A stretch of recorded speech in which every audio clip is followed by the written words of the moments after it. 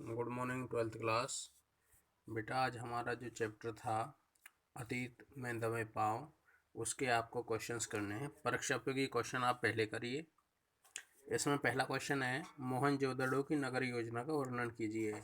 या फिर प्रश्न ऐसे भी आ सकता है सिंधु सभ्यता एक नगर संस्कृति थी, टिप्पणी कीजिए या विवेचना कीजिए।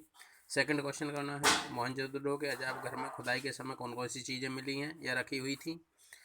अगला क्वेश्चन है नंबर 3, दुनिया के सबसे प्राचीन 2 शहरों के नाम उल्लेख करो, उनकी विशेषता बतानी है।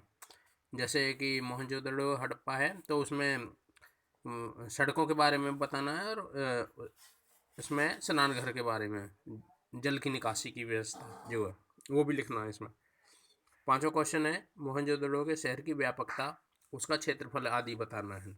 अगला क्वेश्चन है छठा सातवां निशान लगे हैं वो करने हैं। सातवां मोहनजोदड़ो कहाँ बसा हुआ है और किस प्रकार से बसाया है। आठवां भी करना है वर्तमान में सिंधु घाटी सभ्यता को किस रूप में देखा और महसूस किया जा सकता है। इसके बाद है क्वेश्चन 11वां करना है सिंध क्षेत्र में सर्दियों में वातावरण कैसा होता है। सर्दियों का वातावरण बताना सिंध क्षेत्र में। इसके बाद है 15वां क्वेश्चन महाकुंड की विशेषता है, यानी कि जो वहाँ स्नान घर है, जो महाकुंड है उसकी विशेषता बतानी है। इसके बाद है 16वां क्वेश्चन कोठार क्या थे, इनका निर्माण क्यों किया गया था। कोठार बताना है कोठार क्या थे, आपने लेसन में पढ़ा था ये सब कुछ।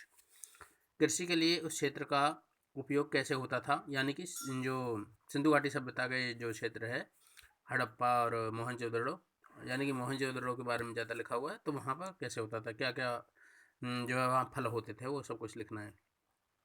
कॉलेज ऑफ प्रिट्स किसे कहा गया है, निर्माण क्यों किया गया होगा, ये लिखना है। इसके बाद है 20वां क्वेश्चन मोहनजोदड़ो की जल निकासी की व्यवस्था। 21वां है मोहनजोदड़ो की जल संस्कृति का नाम क्यों दिया गया है।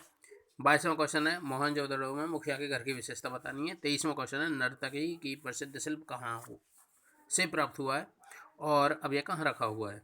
तो ये सब कुछ है। इसके बाद है 25वां क्वेश्चन मोहनजोदड़ो में पर्याप्त वर्षा और जंगलों का अनुमान किन आधारों पर लगाया जा सकता है। 26वां है लेखक को मोहनजोदड़ो के सूनेपन को देखकर जैसलमेर के कुलधारा की याद क्यों आ गई थी। कुलधारा वही गांव में जहाँ के लोग रातों रात वो गांव छोड़कर चले गए, वो है। इसके बाद है मोहनजोदड़ो के अजायब घर में क्या रखा हुआ है। 28वां क्वेश्चन है मोहनजोदड़ो की सभ्यता के भग्नावशेषों में किसी हथियार का नहीं मिलना क्या सिद्ध करता है। और 29वां क्वेश्चन है मोहनजोदड़ो की सभ्यता कैसी रही होगी, पाठ के आधार पर बताइए।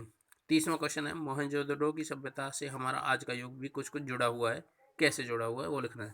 तो ये क्वेश्चन आप याद करें, ये आपको याद करने हैं जो भी मैंने निशान लगवाए हैं, और लिखने भी हैं।